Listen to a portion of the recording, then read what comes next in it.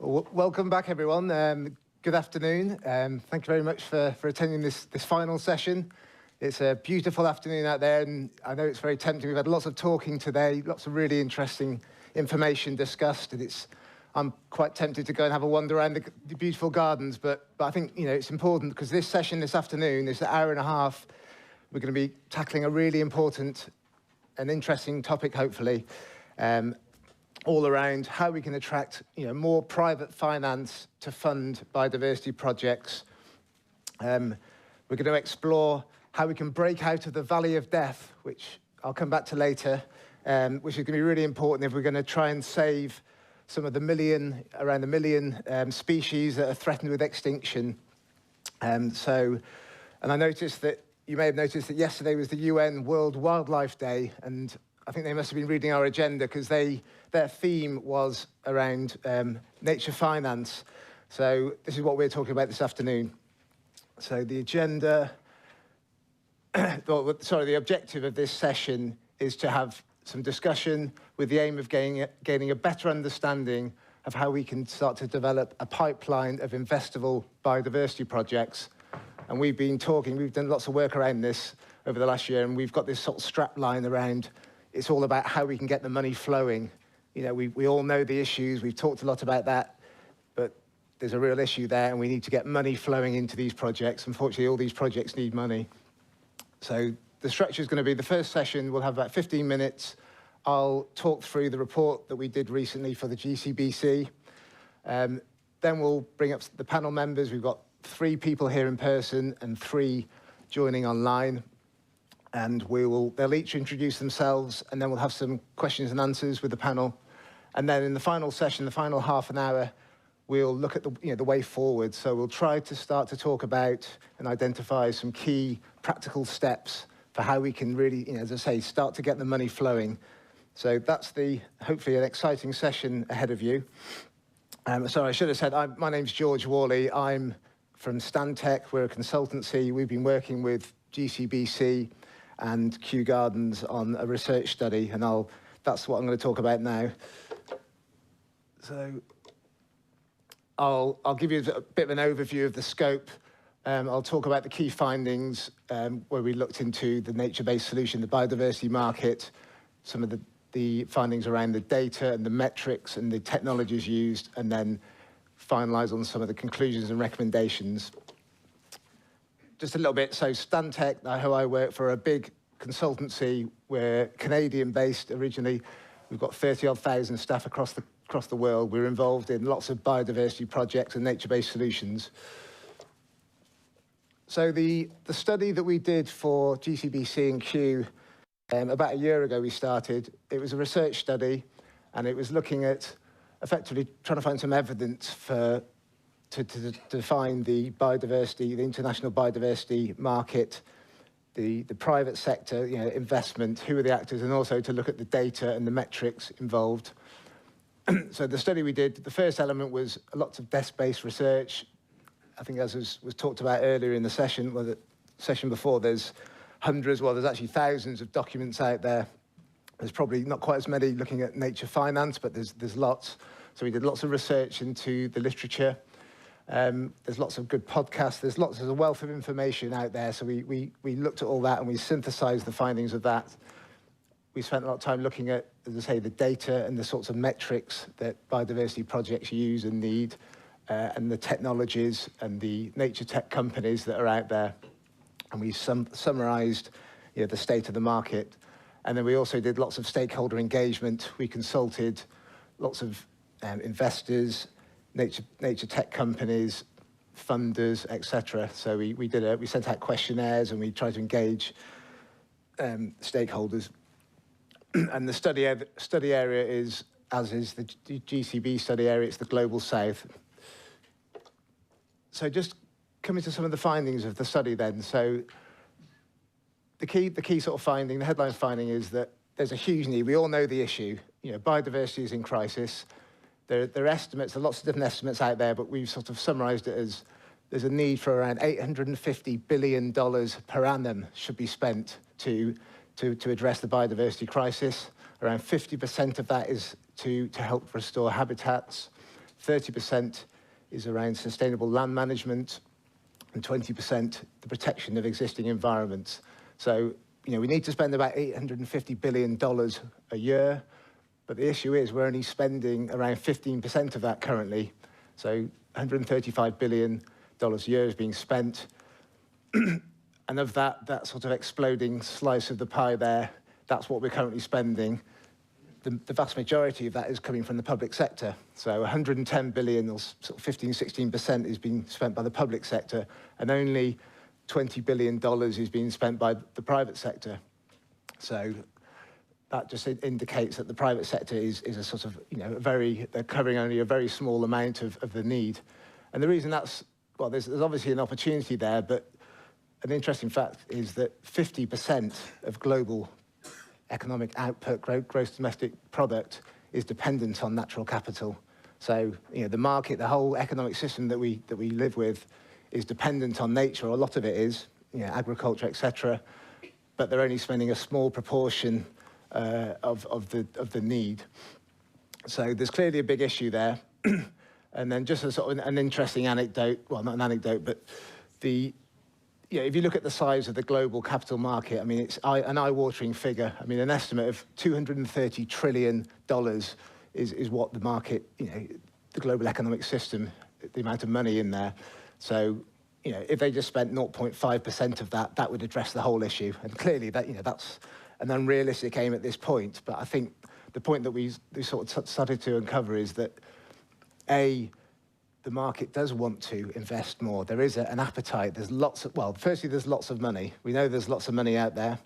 And there is an appetite to invest more in biodiversity. So that leads us on to how we can get that money flowing, or get some of that money flowing. And if we do, it might help to sort of close that big gap. So in terms of who's investing, around 70% of the current private sector investment are institutional investors, so your banks, private equity firms, impact funds, etc. And around 30% are companies. So companies invest in biodiversity projects to produce products, sustainable products, and to save money. There are also venture capitalists, net worth individuals, and family offices. There are two main investment models, because that's one of the questions that often comes up. Why would the private sector invest in biodiversity? Where's the money? It's not a typical product, but there is. The biodiversity can generate revenue, or can attract market investment. So the two main models are revenue, unsurprisingly. That's what covers around 91%. So investors will invest in biodiversity projects because they can sell carbon credits, biodiversity net gain credits, ecosystem services, sustainable timber, etc. So biodiversity projects can generate revenue. And the other main element or investment model is the cost savings model. And that's where companies it's in their financial self-interest to invest in a biodiversity project because it reduces their costs. For example, a water firm will invest in they'll plant trees because it'll reduce runoff and it'll reduce their water treatment costs. An interesting example, I think maybe touched on earlier on, insurance companies may invest in technologies we came across one that they'll use satellite technology to spot the signs of droughts early and then invest in watering plants and to avoid payouts on damaged crops and dead animals. So they're investing in, it's their costs that they're bearing, but it helps save them money. So they're the two main investment models. In terms of geography, I mean, this is rapidly changing, but Europe was the greatest source of investment, and North America was around 70%. North America provides around 24%, but that's starting to change. North America is generally catching up. Latin America is the biggest destination. This is just a quick slide to sort of give you an idea of the complexity that's starting to evolve, the ecosystem. There is a market developing, so lots of different elements from the supply, demand, and the regulatory side. I won't go into detail on this, but it just shows that there is a market there. So in conclusion, in terms of we want to conclude on the market. So as I said, the market, the private sector investment market in biodiversity projects can be described as nascent or developing. It's quite complex and chaotic. There are lots of challenges and teething issues which we haven't really got into. But as I just showed you, it's an ecosystem and it is starting to develop. And most people we speak to they're quite sort of, not depressed isn't the right word, they're quite frustrated at the moment, but they can see optimism in the future. It's been a bumpy ride recently. The carbon markets, the sort of credibility of the carbon markets has affected some confidence. Generally, the backlash against biodiversity, sort of backlash against ESG and sustainability, particularly coming out of the US at the moment, is not helpful, clearly. But I think there is a general feeling that the direction of travel is, for more greater investment. But the big issue, and this is the big concern, is that clearly time is not on our side. This is all happening quite slowly, and we're hoping it's going to ramp up very quickly, but it needs to, because, as you know, time is not on the side of nature. And so this is why we need to start thinking about how we can really start to scale up the investment, get bigger projects, more private sector investment flowing into these projects and scaling up, because that's the only way we're going to bridge that $700 million per annum funding gap. In terms of just a quick few slides on the data, and there was quite a lot of information that's in our report, but there are lots of different, with biodiversity, it's a very complex market by definition, all the different species, the different environments. It's not like a typical commodity where you can develop quite standard metrics. But there are lots of nature tech firms. There are thousands of firms that are springing up and developing solutions and ways of measuring biodiversity impacts. There's an attempt to categorize the different nature tech companies is in front of you there. So you've got 4 different types. So market pressure, NGOs have developed software to identify impacts. MRV, or measurement, reporting and verification, that's typically used across the finance sector to verify and measure the impacts and the costs and benefits of investments. There are modeling companies and monetization. And another very, very complicated picture just demonstrates that there are lots of firms, and they say this isn't every firm in the world, but it's a snapshot effectively of the different types of companies that are out there, that private sector firms that are investing in technologies to try and quantify biodiversity. So in conclusion, as I said before, the market is nascent, it's dynamic, but it's expected to grow. There are lots of issues out there. There's a summary of some of the key issues we identified. It's a siloed market. The supply side often doesn't talk to the demand side. We've covered a lot of these issues earlier on in the sessions, local communities, stakeholders not talking together. The skills issue is a challenge, so this tends to be a double-ended issue of people working on projects often don't have the financial skills or the understanding of how the financial markets work, and vice versa. The investors don't know, or typically could know more about how biodiversity projects should work and impacts and so on. So there's a need to upskill both sides. Lack of pipeline of investable projects, and that's the valley of death I mentioned, that, when those projects, the valley of death is a term you probably may have come across with with investors when the initial investment, there's lots of money spent, but there's no revenue. And there's that sort of difficult period where you have to sort of scale up the projects, and lots of businesses fail. And a lot of these biodiversity private sector initiatives are in that sort of valley of the death at the moment, and they need to sort of push on, prove they can generate some revenue, generate more investment, and break out of the valley of death and become viable biodiversity projects. There's an undeveloped market infrastructure. It's difficult to get independent verification and have that consistency. So there's lots of different systems across the world.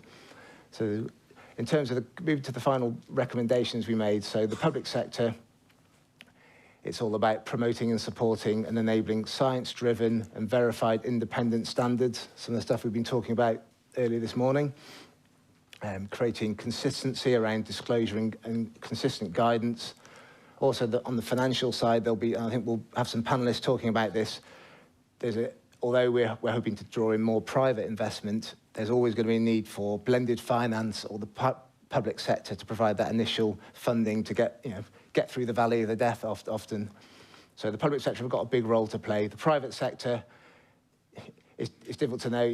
We can't tell the private sector what to do, but we're encouraging them to collaborate more, to work more closely together to help support standardization and development of pipelines of projects, which we're going to talk about a bit later. Be more ethical, encouraging incentives for holistic projects that benefit, have multiple benefits across biodiversity, communities, carbon. Skills and upskilling, I mentioned that before, really important. And then in terms of the nature tech, we need to get that balance between simplifying and making usable metrics and technologies that are sort of cost effective for the private sector, but retain that sort of integrity and that scientific rigor. So I think I'm okay on time, just about. So that's the presentation of our study. And now I'd like to bring up the panel members. If you can come up to sit up here. So yeah, thank you.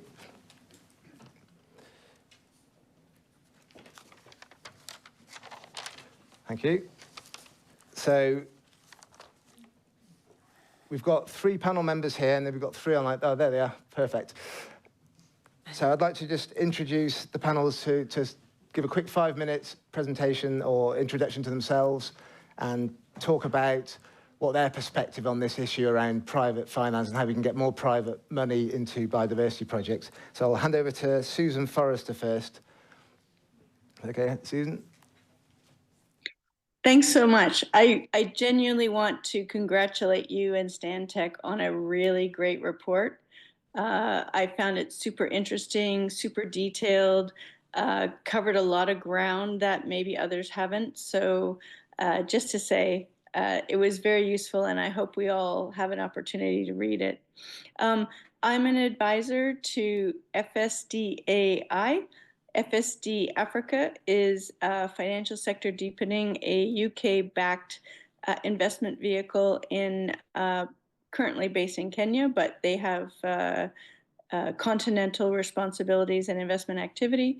And then FSDAI, we're the investment vehicle, and so we're putting money into this sector. And I really think that many of the challenges have been highlighted in the introductory remarks, particularly around the fact that this is not really an asset class yet. It's not based in traditional financial market theory, shall we say. But we all know that there are a lot of individual investors and actors in the sector who would like to see improvements in how we treat nature. And FSDA is super committed to making that happen. We've backed UNCA, which is the African Natural Capital Alliance, which brings together financial players and investors and people with projects. It's become quite a important connection point for folks who are interested in this. Because there is not really a market for biodiversity instruments, I think UNCA plays an important role in bringing together interested parties. FSDAI is highly committed to natural capital investment activity, and it's very, very much aligned with the things that George just said.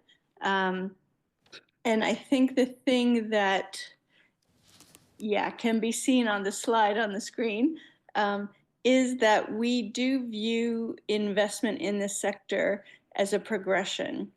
And so to date, we have had a lot of grant-funded activity, and there have been a lot of conservancy NGOs who have kept these projects alive, but we need to progress them to become investable.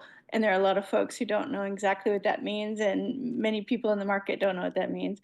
But in terms of investability from a commercial standpoint, there's a lot to happen between a completely grant-funded conservancy project and 100% bankable activity by, shall we say, banks, commercial banks. So in the middle is kind of where we play and where we think others should as well. So a lot of our emphasis is on what kind of instruments would make transactions happen, and I think that's exactly the priority of this conversation. What is not working and what could work. So we've had a lot of exposure to commercial banks that are interested in guarantees, for example. Guarantees are something we can do, but at the same time, one doesn't want to relieve the private sector of their own responsibilities in this sector. So what scale of guarantee is required? What scale of concessional finance might be required? So I think many of the people on this call will talk about concessional finance. From an FSDAI point of view, I think we like blended finance more, in the sense that we want some market participants to achieve the returns that they need. There are folks that are not interested in returns, and I think family offices was raised by George. It's a good example.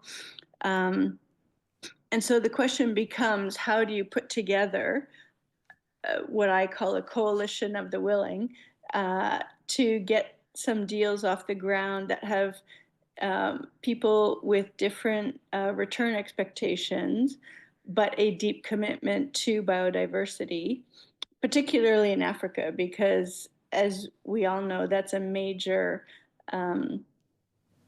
it's a biosphere that we need to preserve and is not being preserved elsewhere or has very small potential.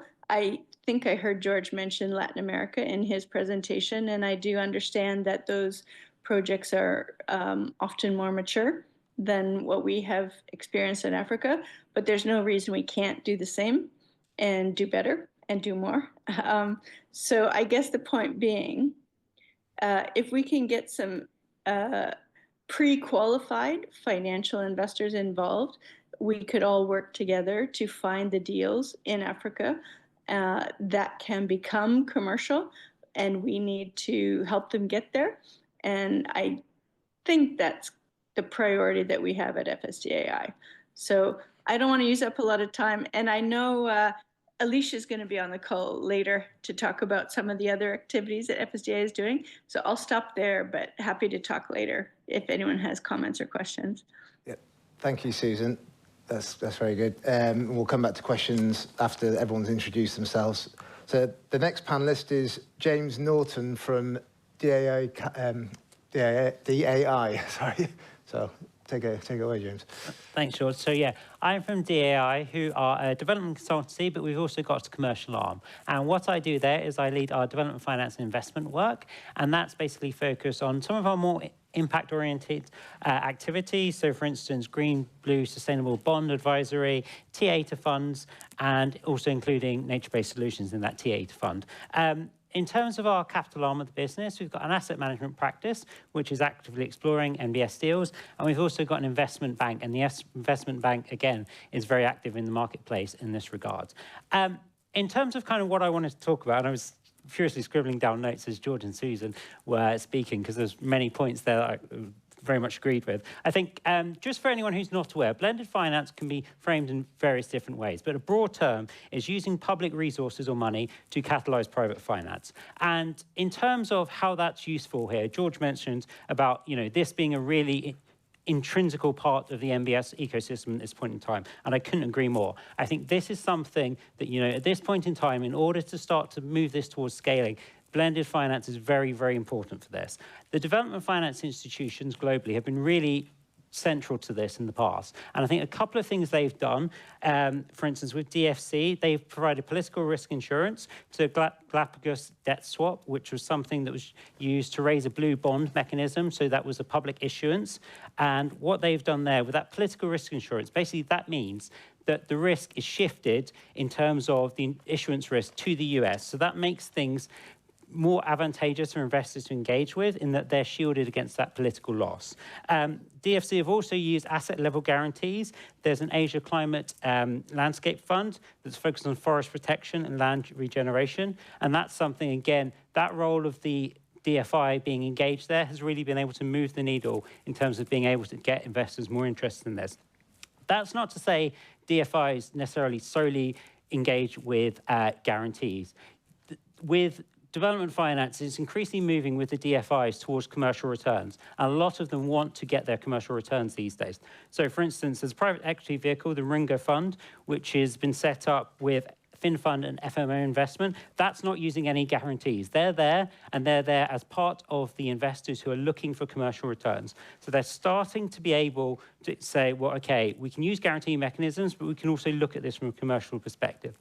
I think Susan's point about, guarantees and blended finance being something that, shouldn't be used as a immediate sort of go-to. I think that's very important. And a couple of things that we've looked at are viability gap funding, where you're looking at the minimal possible level of support and really being able to pitch it just at the curb where investors are thinking, not sure about this, is this kind of just enough, to being able to move the needle and to really conserve public resources, which are increasingly scant.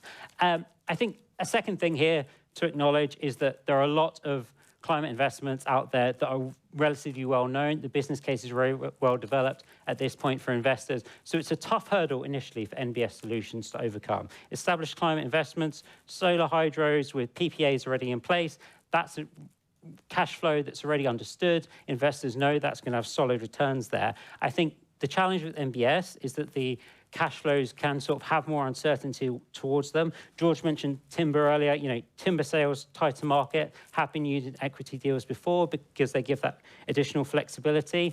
I think that equity is less common in terms of NBS deals that have currently taken place. And I think that's also tied to investor interest. Investors are looking at those risk-adjusted returns and being really careful about where they place their capital, given the lack of liquidity that's in the marketplace. I think the last point I'd mention is around technical assistance. And technical assistance is broadly used in the development world for various different examples. But technical assistance in terms of funds and asset management really helps in terms of the investees being allowed to be supported continuously, as opposed to just quarterly meetings that they're having with their funders. Then, George again mentioned the valley of death, impact funds who are looking at those earlier stage vehicles, TA as part of that is a really important piece of being able to help those firms progress and develop. This is not to say that this is something that all asset managers offer. This is likely something that comes at cost to them, so they're not necessarily overly willing to pay for it. So it's something that comes generally through donors, philanthropies, or other investors who are keen to see the progression of a fund, see the value of it, see the ability for it to take things to scale. For instance, the Agri3 fund, they've got a 5 million non-repayable grant. And so that's from the Dutch government that's focused on forestry and farming. So these mechanisms, where we're able to identify and bring them in to support early stage and impact funds that are really trying to do interesting work, offer critical value, and a real part of being able to take this forward and being able to move this up to scale. Thanks. Great. Thank you, James. Very interesting. And the next panelist is Alicia Gibson from Finance Earth. Thank you. Hi, everyone. Really nice to be here. My name's Alicia Gibson. I'm a director at Finance Earth. We're a social enterprise, and our mission is to mobilise investment into nature and particularly think about how we can get it as much as possible from the private sector. And most importantly, we want to showcase how finance can actually work to benefit nature and support communities and avoid the risk that finance comes in and sort of extracts all the value and doesn't actually deliver the benefits that are intended. So I've been fortunate to work with many organisations who are delivering nature restoration and now looking at where they can unlock finance and develop these business models that have been referred to. So I've got 3 things, which I can't read because I'm very blind, on how I think what the really key ingredients are to develop pipelines of these projects. And firstly, I say, it, unfortunately, is not a straight answer. That's why even from listening to all of this, I think it's definitely complex. So I know it probably sounds complex, but really the main thing I think is really needed is that what we've been talking about, that valley of death, is that early stage funding, where projects, when people talk about developing investable projects, what that really means is an investor just doesn't want to take on any risk. And so for an investor to come in, they expect the project developer to have secured like the land rights, all the community benefit sharing arrangements, the feasibility studies, the baselining, all of those, the scientific methodology, all of that to be put in place until they're ready to then purchase the outcomes. So that's what's really needed around that funding to go through that valley of death to get to that point. So we need more funding like that. Secondly, we need, like the likes of FSD, Africa Investors talked about, that kind of patient funding coming through at the other side initially. So we can get to blended finance, but firstly, in the early stage, we just need finance that can prove that there is a market and it's a journey to go on. So can we put investment and get buyers to purchase the outcomes in a way that supports the project and proves that other financiers can then come in afterwards? So in the early stage, that's what we need. And then thirdly, I think we need more scalable sort of success stories, because I think one of the problems is project developers don't really know other projects that have been doing this well and how to learn from them. And investors see it as high risk and don't know how to engage. And so linked to all of those three things, one thing I'm very lucky to be involved in working with Susan is this accelerator called CAPE, the Carbon Accelerator Program for the Environment. And this program is providing exactly these three things: the early stage funding to support technical assistance, provide funding directly to project developers, and the transaction support, which project developers don't have, to get in the investment. FSD Africa Investors are bringing together multiple investors to provide the different types of finance that could be needed for the projects. And then even projects that aren't involved in the journey, we're sharing a living lab to share all of the learnings to the market to help other project developers learn from the success stories. So I think it's a really good example of these three things coming together in what's needed. But there's also lots of other things which I put very small at the bottom for why it's not as easy as these three things. But that's what I'd like to say for now. Brilliant, thank you. Yeah, it's certainly not easy, but thanks for that, Elisa. So next speaker and next panelist is Scobie Mackay from Imperative. Sorry, there we go. You ready? Hi everyone, thanks for your time. Thanks for having me here.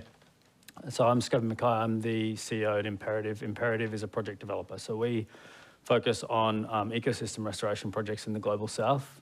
Terrestrial, native species, reforestation and mangrove restoration projects are our key focus. And so we are in the field in Africa, Asia and LATAM, trying to bring institutional capital into projects and have them financed.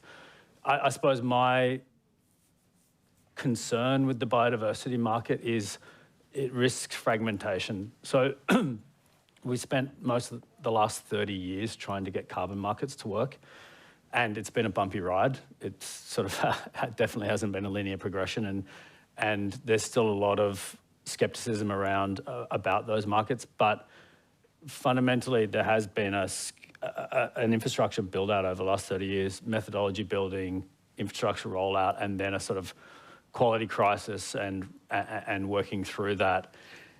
If we start trying to replicate that for biodiversity, we're dead. We're never going to get there in time. Honestly, like we just do not have the luxury of that time. It's not going to happen until after 2040, and it's going to be cataclysmic. So we have to be, I'm not particularly wed to market-based mechanisms. I don't care how we get there, but we have to get there somehow. And being a project developer and actually trying to raise institutional capital for these projects, I can tell you there is no revenue model for biodiversity projects at the moment. Like, we're raising hundreds of $millions for projects. No one is going to put that sort of money into a biodiversity project right now. Concessional capital, definitely, like that needs to happen. And I completely agree with these like we can really unlock momentum and quality and scale using these models. But the comfortable or uncomfortable reality we have to grapple with is investors will put money in when they can get repaid.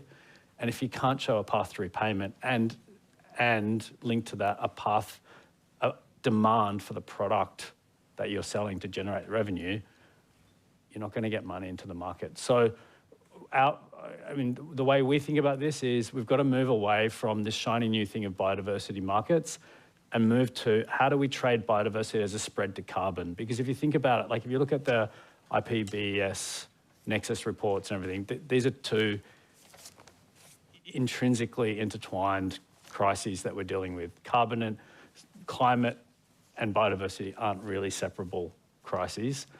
To separate them into different markets because we have some sort of aversion, because carbon's been through this rough period, like build out, it's unfortunately, like that's what we have in front of us, and we have to sort of try to, in my view, latch onto that and ride with it and see what we can do. So if you look at, just to step back from that, so we're doing native species reforestation projects funded through the sale of carbon credits, and we're aiming to be in the top decile of quality in the market, so really to show what high quality looks like. And we're trying to approach these projects like infrastructure projects. So we're trying to really think, how do we bring the level of scale, rigor, discipline, professionalism that you would have in any other major project in a mature market and apply it to nature restoration?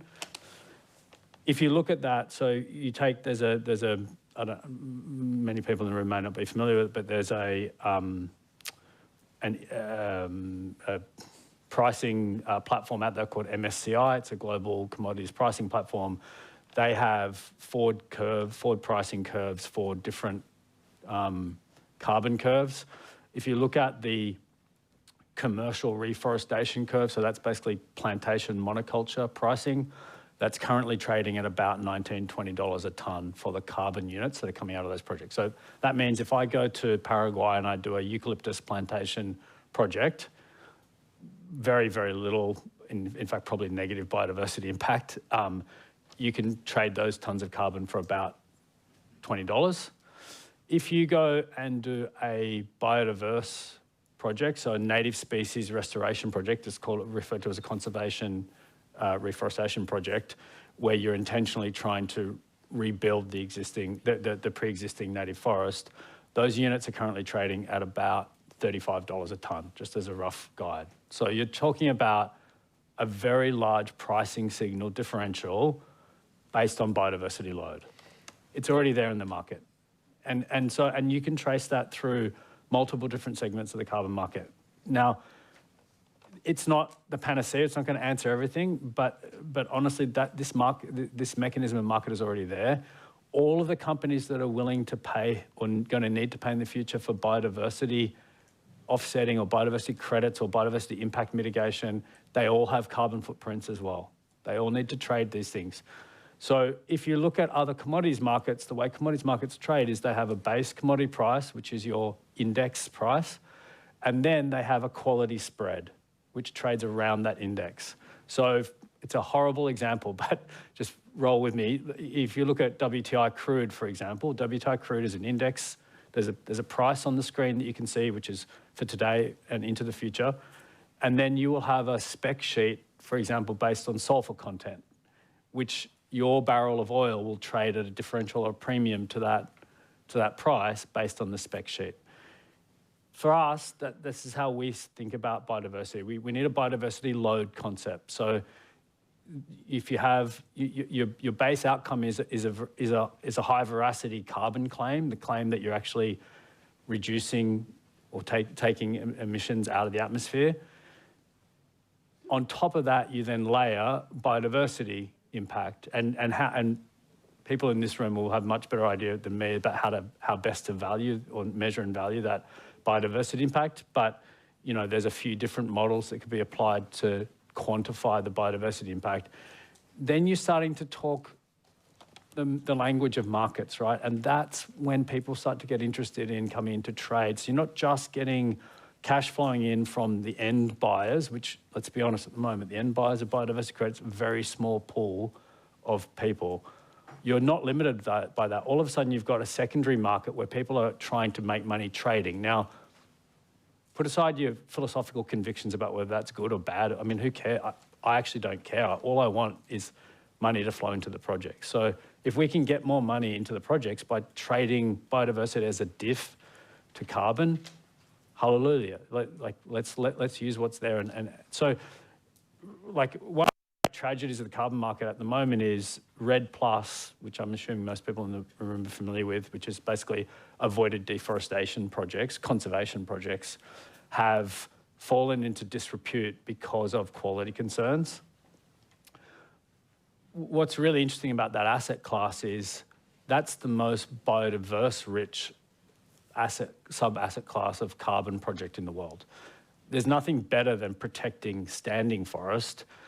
You know, you're never going to get back extinct species by going and restoring a forest. And even if they're not extinct, you know, there's figures around, I'm sure people in the room are more familiar with than me, that something like 40% more symbiotic relationships between primary forests and restored ecosystems of the same type. So you can't restore biodiversity in the same way that you can preserve it.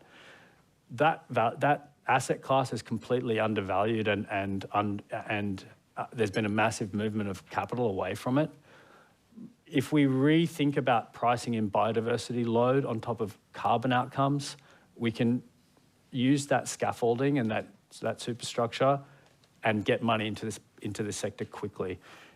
Vera, which is one of the standards bodies, it's got a lot of detractors, but at the end of the day, it's an NGO. They're well-intentioned people. They have reissued a new standard for REDD+.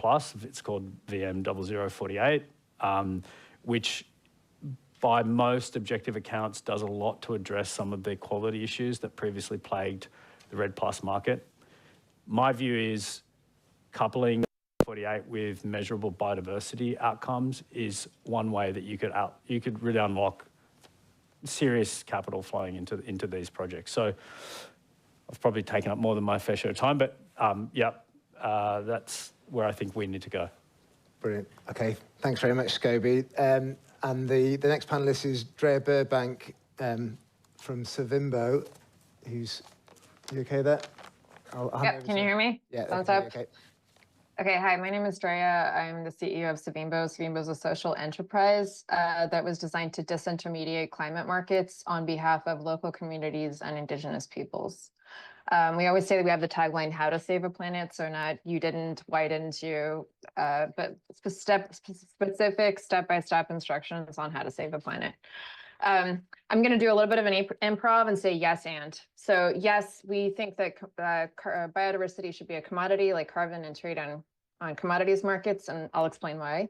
But we also don't want to deal with the current carbon market. There's too many intermediaries. We want to disintermediate a lot of the finances for standing forests, and Indigenous peoples en masse have decided that biodiversity credits are a better way to do that because they have technical capacity and biodiversity that other societies don't have. So when it comes to measuring an invisible atom like carbon, they're always going to be at the mercy of a satellite monitoring company in the UK or a PhD forest scientist in the US. But when it comes to measuring biodiversity, they can knock it out of the ballpark all day long, and they will. So we have the first certified biodiversity methodology, and we're about to release the first certified commodity to the international trading exchanges. This presentation and what I want to talk about is not so much about that. I want to talk about their parameters. So how we ended up with that. So when we started the company, the first operating parameter that we were given by Indigenous peoples, they wanted a for-profit business. They said the Save the Amazon business model had failed to deliver any meaningful results in the Amazon. So they wanted to try a for-profit business that could compete with the only industries in the jungle: mining, logging, narco trafficking, petroleum, and cattle. And they wanted it to be a green economy. And most importantly, they wanted it to be no strings attached. The last one was the hardest, I'll be honest. As you guys can see, I'm not Indigenous. I'm a cultural negotiator. I would argue that my main job is just translating economic principles and paradigms. One of the things that is critical to understanding Indigenous economics is that Indigenous people have the international right to ongoing consent. So your 40-year carbon contracts, your 100-year carbon contracts are basically smoke. Anytime they want, they can cancel that contract. And so one of the first things that we did is we went to the market with a proposal for ex post credits. Pay us for what we already did last year. Don't try and pay us for the next 20 years. projections into a complex, now chaotic system. Indigenous people generally don't think that's worth a lot, as neither do chaotic or complexity scientists. My background is public health from Stanford, and we kind of generally think that's scientific. I'm trying to think of the nice word for it, but I can't. So moving on. The last principle and paradigm that it comes to working with Indigenous peoples is mango versus tree. So we tell Indigenous peoples all day long, never sell your assets. Never sell your rights to your permanent rights to your data. Never sell rights to your carbon credits. Never sell rights to your biodiversity credits, and definitely never sell your land. So mango versus tree. We tell them you can always sell the byproducts of a healthy climate, of a healthy natural capital. So the mango that falls off the tree, fair trade, good to go. If you have a bad mango sale, you can always come back the next year and renegotiate. But if you're selling your trees, then you're hooped. That's economic colonialism. And when you put it down into those terms, everybody across the world, across the developing world where we work and across the equator understands it. The big problem with carbon is that in general, across the world, carbon is selling rights to trees. So it's selling rights to logging, which comes into historical land injustices and all kinds of titling problems. Across the world, most Indigenous people have lost mineral rights, and they've lost logging rights in many cases, but they've retained hunting rights. So if you have the rights to hunt, you have the right to not hunt, and that's about diversity credit. I deal with people all day long who are private landowners who own large tracts of land that they got in backroom petroleum deals in the developing world, and they're selling the carbon credits on that land. There's nothing Indigenous people who live in that forest can do to stop them. But when it comes to hunting rights, they have a lot more negotiating power, and it's a lot easier to do a direct exchange. So by our estimate, we can produce a biodiversity credit and protect the same hectarage of primary forest for 70% less than it costs to do carbon. So biodiversity credits to protect primary forests cost about $30 per hectare per year. Carbon costs about $100. And the difference is the intermediaries to quantify an intangible element. Now, we run biodiversity and carbon projects simultaneously, and we are in support of carbon. We actually do run carbon projects, but we believe these are orthogonal data sets. In other words, biodiversity data set is different than your carbon data set.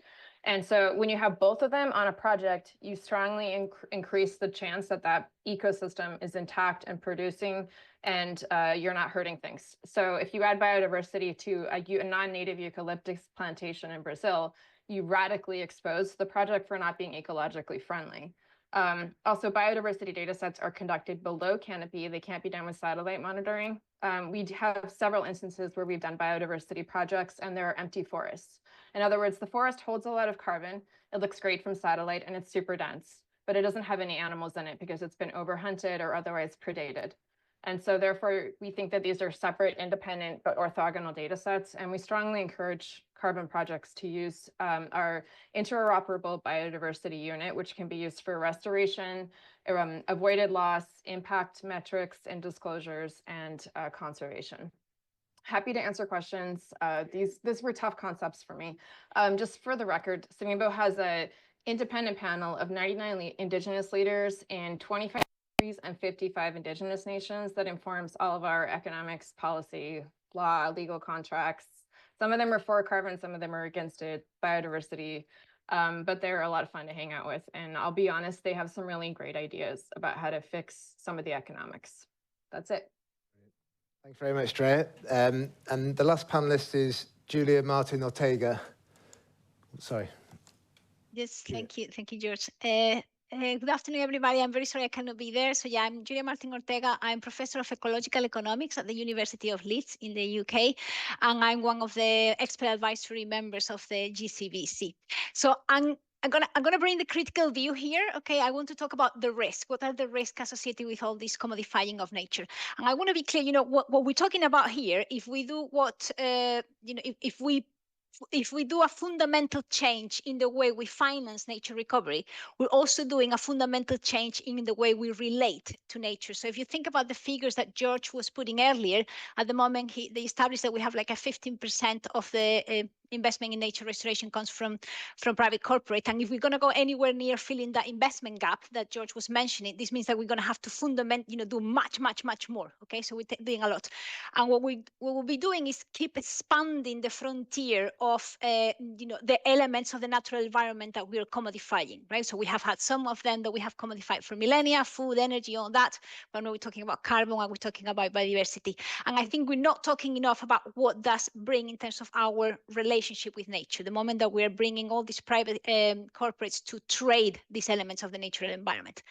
We know from other sectors that when we do that, there is risks. Now, I'm not saying that those risks are for sure going to materialize, but they can materialize. We know that there are risks in relation to widening inequalities. We know there is risk in terms of changing property rights and access, but also, quite importantly, there's risk of shifting the motivation for conservation from our moral collective duty to a logic of conservation for profit. And there's been several of the speakers talking about revenues, bringing money back to the investors. And also there is an element of, marginalizing non-utilitarian relationship with nature. And I think this is very important in this context of the global south. This idea that nature is there to serve us is a quite particular view of the world, which is different to other views of the world by which, we're family with nature, for example. Now, we have done a document analysis of the UK strategy for green finance, and you have, I put in the presentation, there is a piece on the conversation, and you have the QR code, in which we were looking to identify if this risk of commodification of nature, changing our relationship to nature, were being paid attention to. And we found that in the UK green finance strategy, when you look at risk, it's predominantly the risk for the investors and the risk for the market, but there is hardly ever a mention about what is the risk of doing all of this for our relationship with nature.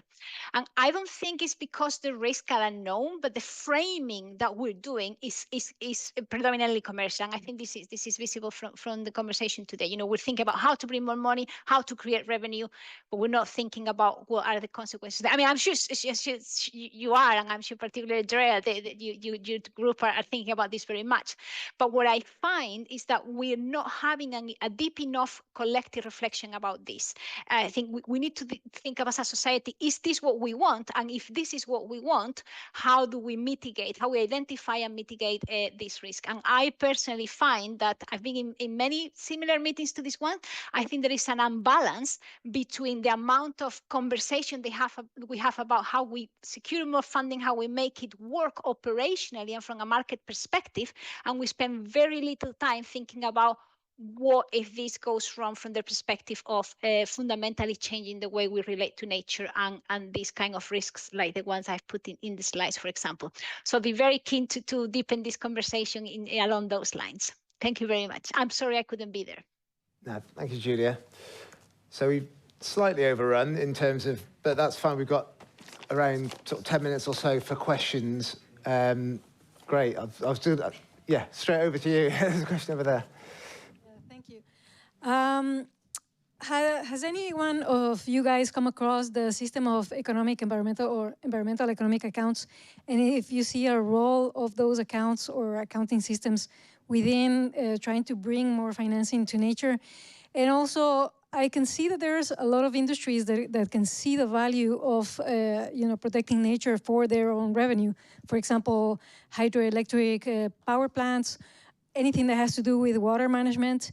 For example, timber, anything that depends on timber extraction. And so the appetite for me would be clear in those industries. And so those are that's more a comment than a question, but these are the accounting systems, that would be very interesting to see your point of view there. Thank you. Does anyone want to take? Yeah, so I think environmental economics and the natural capital accounts was one of the first starts of the thinking around some of this, is that although we really should just value nature for its intrinsic value, people aren't. And so can we put a price on nature and make people value it in a similar way to how they value financial assets to then support people to protect it? I know it's not the most, and I do think it is working to some extent. So in the Caribbean islands, they literally look at their natural capital accounts, and the environment team have to use that as a tool to say, this is why our nature, our whole economy is reliant on our nature. Basically, the tourism value, number of tourists times amount they spend, is the value of our oceans, and that's then an incentive to persuade decision makers to protect them. But it doesn't necessarily mean that you can then sell those benefits. So there is a bit of a balance. I think it's really important to use it because that persuades decision makers to then, when people pay entrance fees to enter islands, they can ring fence some of that and put that into the environment. That's still a kind of financing approach. But it doesn't mean that your biodiversity value, anyone's going to be willing to pay for it. So it's the starting point of these are your values. But then you need to think about who's actually willing to pay for those benefits. And then on your point around the main industries to start with is where there's a product and supporting sustainability. I think that is a really key area where there is increasing traction beyond just these slightly challenging, which we've seen different perspectives, carbon and biodiversity markets, where we've got companies who are already valuing the product and services being delivered, but it's not being done in a sustainable way, increasing traction to pay premiums to deliver sustainability improvements collectively. So we've designed like fishery improvement projects to support sustainable fisheries and helping companies come together to pay premiums for every ton of the fish they purchase from a sustainable fishery. So that's quite a good model where you can see a lot more credibility in the mechanism being designed and a lot more money flowing more easily, and then using metrics to measure the value uplift. It's quite quick to describe that. I'll move on to someone else. No, that's... Oh, Drea, would you like to respond to that? Yeah, thanks. Yeah, I just want to tackle that because that was our biggest problem when we first started, and our team went after it first thing was the unit. Our analysis of the biodiversity market is the biggest thing holding it back was the failure to develop an interoperable unit. And so we went for that first. If you cannot measure accurately credits and debits to an ecosystem in the same accounting spreadsheet, then you cannot have a market. And so we developed something called the interoperable biodiversity unit. We're currently working on the impact assessment end of it, but it looks like it syncs nicely with just impact. So from TNFD impact accounting, and we know it works for crediting and any number of positive actions. One element of the unit, because it was actually a really tough negotiation on the concept of commodifying nature. We had to get the indigenous guys to buy on to this idea of like, what's a unit that can be traded? They don't like it offsetting. So the unit can be used for offsetting. They don't like it because they say that it violates rights of nature. And in most indigenous land, you don't want incursions, like you don't want mining or roads to be going into the land and therefore offsetting it. So in our case, we don't issue an offsettable unit. But other cases, like in the industrialized world, the unit can be used for offsetting. And we think this is the critical scientific and economics element that needed to be solved in order for this to get off the ground. Thank you. There's a few more questions. One there first. Yeah, thanks. My name is Jeff Hall, and I'm from the Smithsonian Tropical Research Institute in Panama, and we have a restoration project with you, forest restoration. Great panel. I've scribbled notes for all of you, and I'll try to find you later. When you have the value of death, it reminds me of venture capital when people are trying to start up new businesses, and they arise and fail all the time, and they more fail than survive. But there seems to be a lot at stake for biodiversity markets and carbon markets because a failure hits the front pages of newspapers and it kind of impacts the whole market. But that's not what my question is going to be. I want to say that I appreciated Julia talking about the risks and basically to the smallholders, indigenous peoples, and that has to do with the idea of scale. And so I'm curious about what's the minimum scale in terms of land area or financial investment to pull one of these projects off? And they seem to often then favor large landholders, which may actually buy up land from smallholders. I mean, how do you manage the risk to smallholders with this idea of the scale that you need for an investment in terms of land area or financial investment to pull off a project? And what's the minimum scale that you can see and the minimum time period you see getting across the valley of death? Thank you. You have 30 minutes to answer this question. Thank you. You sort of preempted the next session, which we're going to talk about how you aggregate lots of little projects and some of those practical steps. But yeah, does anyone want to directly answer that? Yeah, I mean, I can tell you what we think, and that is, again, when we say these projects, I'm really talking about biodiversity-rich projects that are funded through the carbon market. But I mean, for me, that's the outcome is what's important. So we see the real economies of scale happening for terrestrial reforestation, I'm talking about pure play native species reforestation project, no timber, there's no other revenue streams, it's just carbon. And so it's a pure play reforestation project. The economies of scale start to look interesting at 50,000 hectares. It's big bits of land. And if you want to get really into a space where you can produce units, high quality units, so we're overspending versus what's traditionally been done in the market, building real teams on the ground with infrastructure grade, 20 years experience in building out major projects, like a fully fledged team, a science team, technology team, a project delivery team, et cetera, on the ground. Yeah, that's, you need to get up in the vicinity of sort of 50,000 hectares. You can make it work below that. So we sanctioned a project last year in South Africa. It's a phase one. It's a 10,000 hectare native species reforestation project. We have 3 institutional investors in that, and we got the economics to work, but it doesn't start to get really interesting for everyone until you start to get bigger than that. For mangrove restoration, it's a bit smaller, I think 5,000 hectares, but this is a real challenge. So at the moment, we're working to get to final investment decision on a smallholder silver fishery mangrove restoration project in India. So these are 2 to 3 hectare plots of land, and the model is really different. I think someone mentioned earlier risk assumption. So what the market needs to get their head around is who is assuming the risk around that, because you can design a program to involve we're sort of our own worst enemies in this market a bit. I mean, the level of the moral scrutiny that we put ourselves under in developing these projects is extremely high. So we're very much aware of the risks of, displacing people. I mean, if you go and try and sell a carbon credit in the market where you've displaced someone, like a smallholder from the land, you're never going to move that credit, not unless you're selling it to a big oil. But if you're selling it to a legitimate buyer, those credits are not going to sell. So actually, that's not the risk. The risk that really keeps us up at night is operationally, how do you manage that? Because you've got thousands of people potentially involved in the project, and it's partially a operational exercise of logistically, how do you maintain quality, how do you maintain, but then it's also just a relationship management exercise. How do you sensibly, and this is for us the really interesting intersection of taking the major projects, thinking know-how from other mature markets, and importing it into a sector which is inherently about community,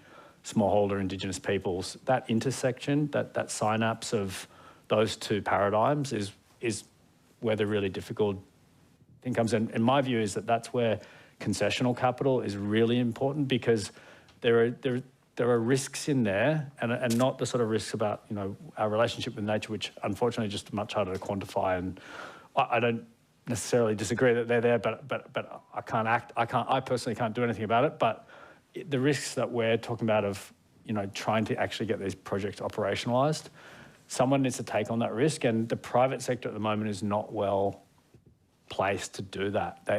These are not easy conversations to have with investment committees of listed financial institutions. So you need people to take and we start to think about modelling it it's almost like a subscription portfolio. So we've got to design a product that keeps the local farmer or the local landowner, smallholder, interested and engaged enough to remain in the pool.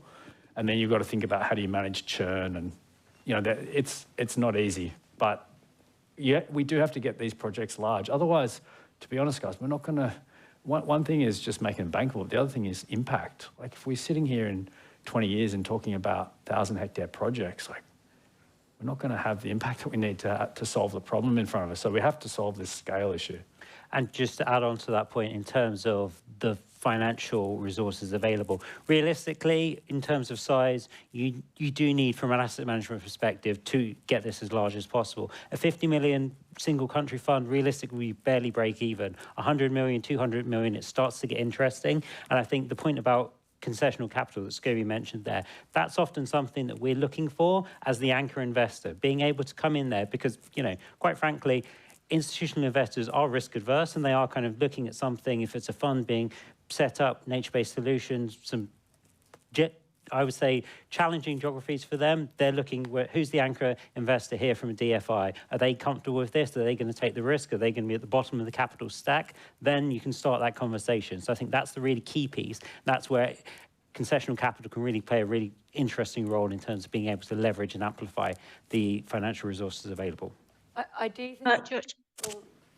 someone online, I just think we need to make sure that people don't get put off by saying it's either 50,000 hectares or don't even bother. I still think we're trying to shift from sole reliance on grant capital to do your work to actually how can you generate a sustainable income stream that can support your project to then let's get this massive finance. So I do think it's steps by that. And so the UK, I know most people are international, but they've recognised these markets work at massive scale. So they've developed the Woodland Carbon Code in the UK and the Biodiversity Net Gain compliance system. And the minimum scale for that actually works is 5 to 10 hectares because there's not really high registration and intermediary costs. And the Biodiversity Net Gain market enables mitigation and biodiversity funding to come in for any development impact. So again, 10 to 20 hectares. So there are examples of not 50,000 that's proving that restoration can work and be financially sustainable and support long-term maintenance costs over 50 to 100 years rather than just funding the upfront costs and then nothing being left at a small scale. So I just wanted to make sure that people didn't just give. No, you're totally right, Alicia. Yeah. If I could just jump in for 1 second, I know I'm not on. So yeah, Susan, go on. Have a quick response. But literally, I think projects need to have a takeoff point. And that's why we're doing diversified funding sources, and it can be grant all the way through to commercial. And that was part of the point of the slide that I presented, which is that it can be a project which has a certain degree of scalability. And I agree with Alicia, it can be very small, but it can also have diverse revenue sources. So we're looking at projects that have, they have carbon revenue streams, they have agroforestry streams, they have earning from services potential. And I think we need to look at biodiversity projects specifically because they don't have a marketable asset class, which we all call carbon credits. We need to consider the way in which the biodiversity projects are able to do quite a number of different things over time. And the time is probably important. Scale is important, but I think you have to start with potential before you say, oh, 10, 50, 1,000, whatever hectares. We've looked at all kinds of projects internally. Some have been really small, and I think as a result, the accrediting agencies don't fancy them. So I do agree that small projects are at risk. But where you have community engagement, you have a respected developer, and it's like at a first stage in terms of scale, I think someone mentioned 50,000 hectares. I don't think it has to be that big. I think that Andrea's number is maybe a little, or Alicia's number is a little small, but we need to look at each one individually at the end of the day in terms of what they're going to do for their community and what they're going to do for the environment, and then who wants to be an off-taker. And I think that's actually a much better analysis. It doesn't matter size, it matters who cares about it. Okay, thanks. Yes, in that sense, I just want to add some hard numbers from our method. Sorry. Can we just say there's going to be lots of potential responses, and but we've got to go to a couple more questions. I think we're going to have one more question over here, and then one. Okay, yeah, we'll have one from the online, and then yourself. And we're slightly out of order now, but I think it's all fine. It's good that there's lots of energy and lots of questions. This one will be a quick one. It's from Susan, and it's the SCOBY. I agree with what SCOBY is saying. Why would a company buy native species forest versus a monoculture forest? Will they not just buy whatever is the cheapest? Yeah, so it's a good question. And the truth is, I mean, let's keep in mind, in the voluntary carbon market, which again, I know we're talking about biodiversity, but just that's where the revenue is coming from at the moment. It's a narrative-based market. This is a voluntary market. So companies are going out, buying stuff, and then putting it on their sustainability reports to demonstrate climate action over and above what their regulatory obligations are. So, and, you know, if you look at the Verra methodology requirements now, they've relented a little bit, but monoculture, there are limits on what you can do in terms of monoculture. So these companies, there's a spectrum, right? There's definitely companies that are buying cheaper stuff and less sensitive, but certainly the companies that we're targeting by doing high quality projects are sensitive to the biodiversity load, and they're not out there buying monoculture credits. So yeah, I mean, we work with investors that have a buyer integrity policy, so they'll only sell or allow us to sell to particular types of buyers. There are definitely buyers out there that will buy cheap monoculture stuff, but there are buyers out there absolutely that are paying premiums for native species reforestation projects with high biodiversity loads. The big tech companies, honestly, are leading the way at the moment on that. Microsoft, in particular, is out there paying a premium in the market for, you know, well over what they could be buying monoculture credits. The numbers I gave before, you know, they're paying almost double probably what they could be getting those credits for if they were willing to buy monoculture credits. Thanks. And I think folks should inform themselves. They should go on the Verra or other websites that show who's buying what at what prices. Prices aren't always publicized, but I totally agree with Scobie that the integrity issue, after some of the scandals that were revealed in the last couple of years, has completely changed the market.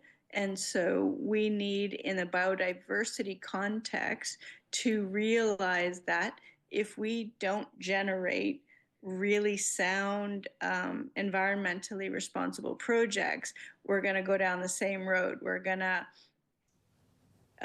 be pilloried in the press for doing things. That monoculture conversation literally should just never happen.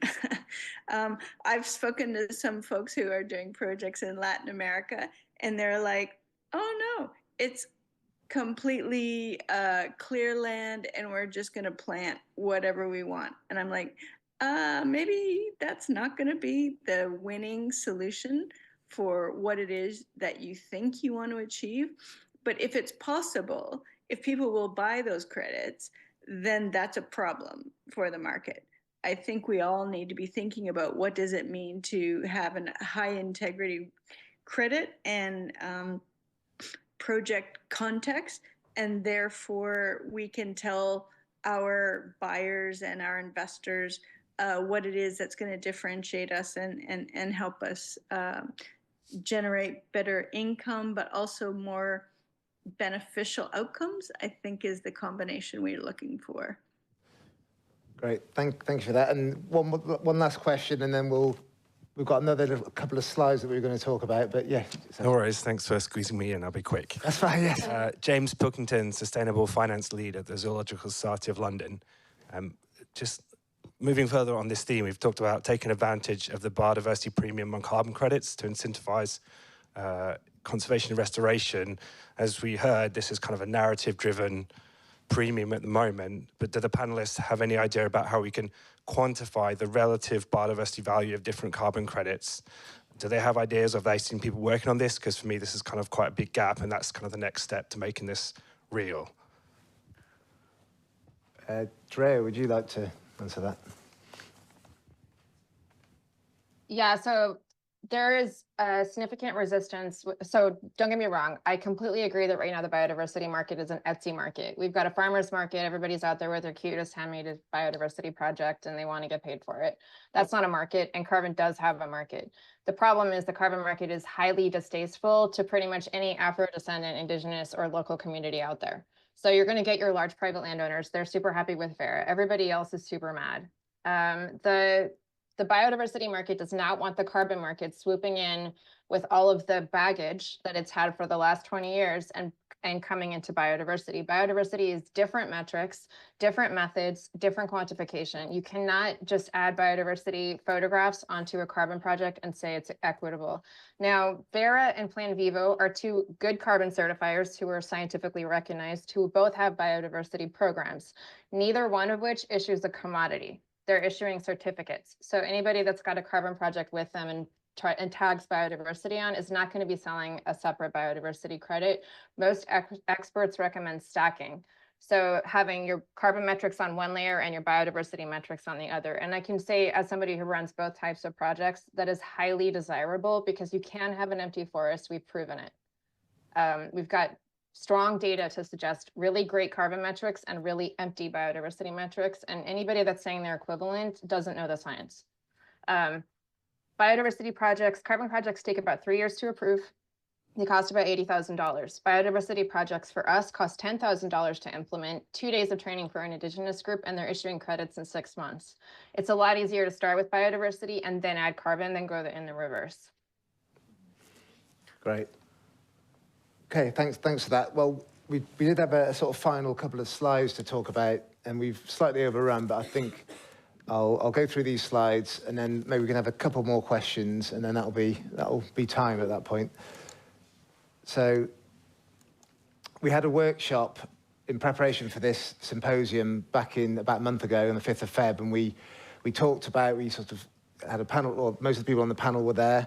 With about 50 people turn up, and we were really trying to sort of think about what can we do to get this, the practical actions to develop these pipeline of investable projects. And this is I'll just quickly run through some of the key findings from that, and some of those things we probably covered a bit in the panel discussion. But the first point was around linking it to carbon markets. We've had a lot of discussion about that.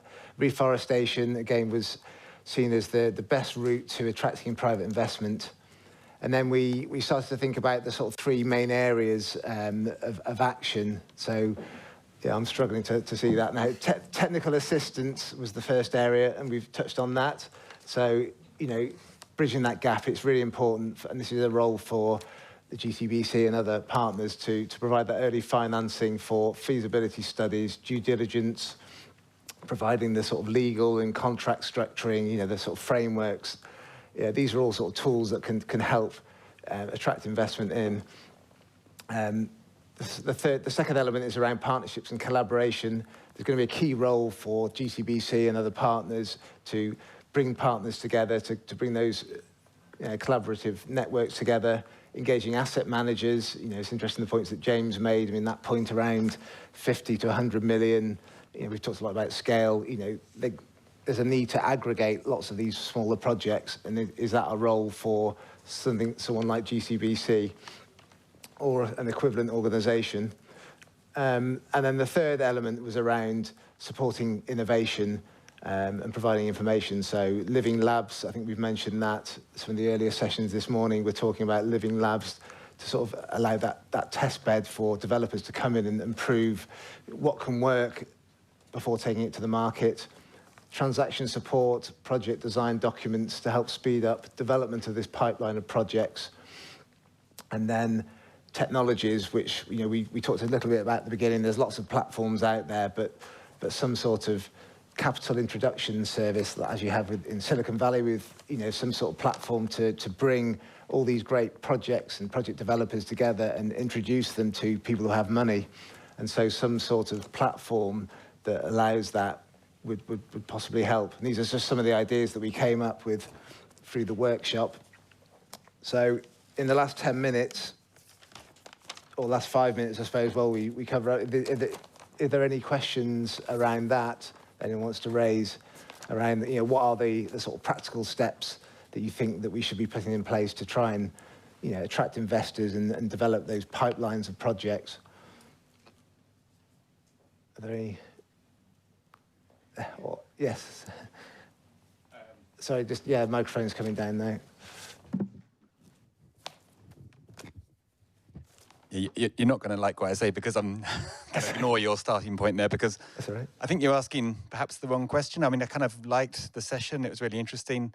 I was relieved there was a part about risks at the end because I was just thinking, wow, are we really going to discuss this about talking about the risks? But I wish the beginning of the session had started kind of talking about, okay, maybe there is a 1,850 billion funding gap for conservation, but what's the best way of actually addressing that? If you look back over the last 40 years, conservation has been incredibly effective in many places around the world.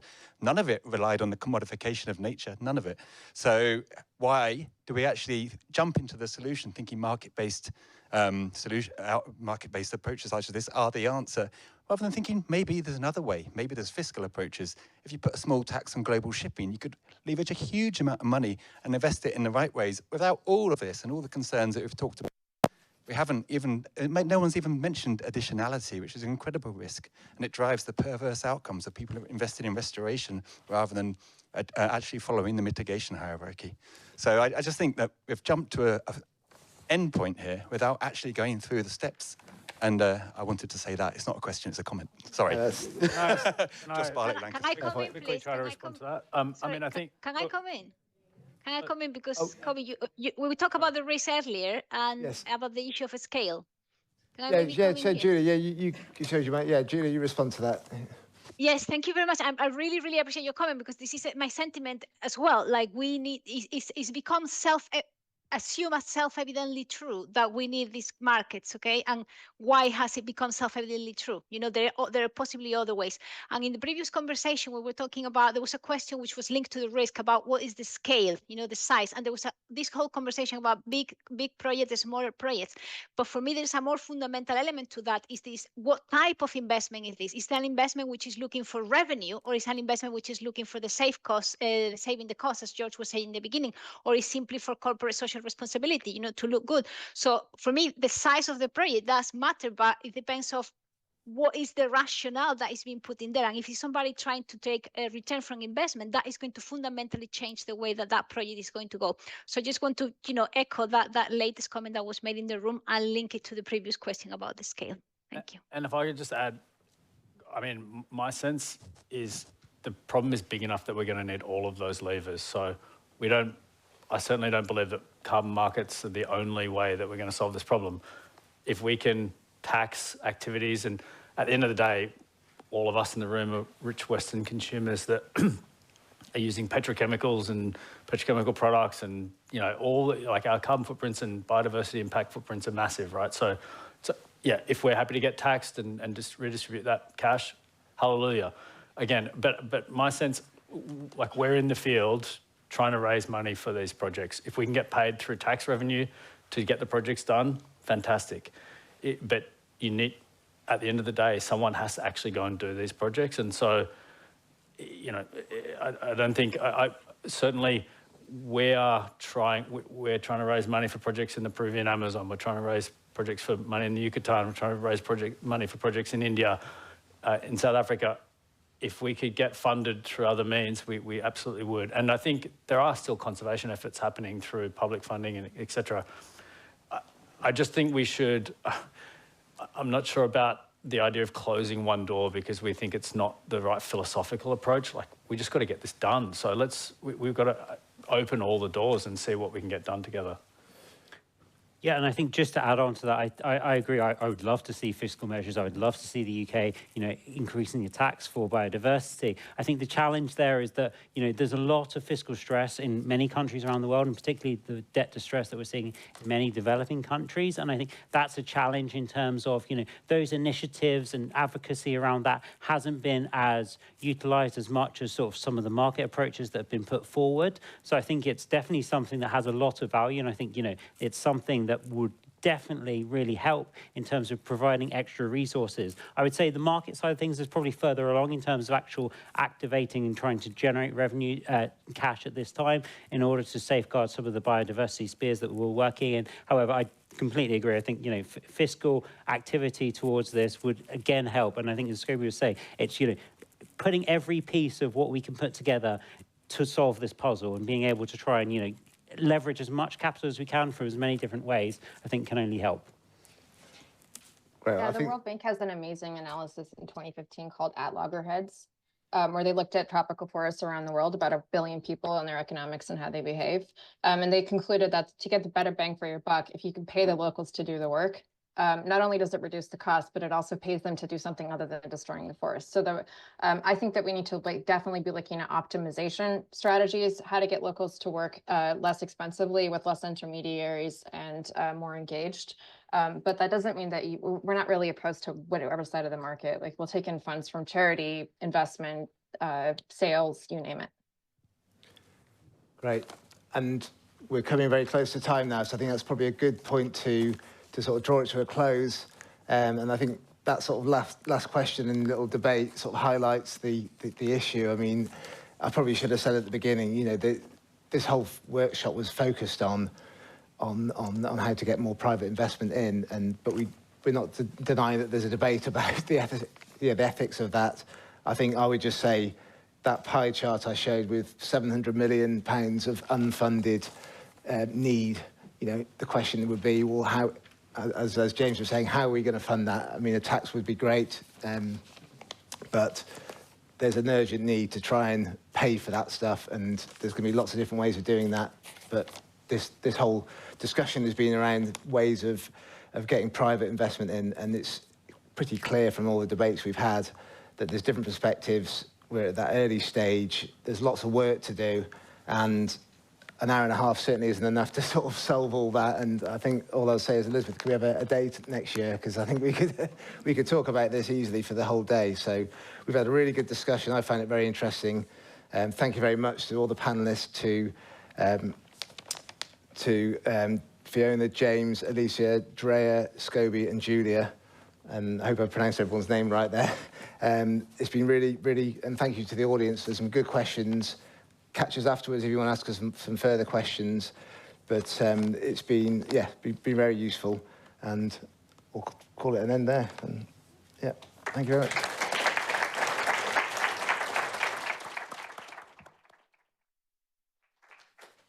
Well, thank you very much indeed. So we opened with, kind of an overview of GCBC and the different players, you could say, that are involved in aspects of the management. Then we went on to have panel sessions. Unfortunately, I kind of came in and out, but I can tell you there's an awful lot of interest on the, brain's gone dead, virtual. So people, even in this building, who aren't in the room, are actually engaged on it virtually, with lots of good comments coming back. So I hope you've enjoyed the day and also have been able to do a lot of networking. So first, to thank the panel chairs, that's Tim, Louise, George, and all the panelists. Thank you all very much for your contributions as well. And last on this side, but definitely not least, thank you all for, coming and contributing to the sessions, because it does make more of a lively atmosphere, etc. And also it feeds back to us when we're thinking about what next. What are the things that really interest you? What drives you? How do we capture that information that can feed in to the next themes? And I'm looking at Dan over there, because I know that he's been taking notes, etc., for, what comes next. And it partly is in your hands. What are the things you really do think are critical for dealing with this nexus between biodiversity, climate, and livelihoods? On that note, if you go out of the room to your left, you will find some refreshments. And look forward to seeing you all tomorrow. Thank you.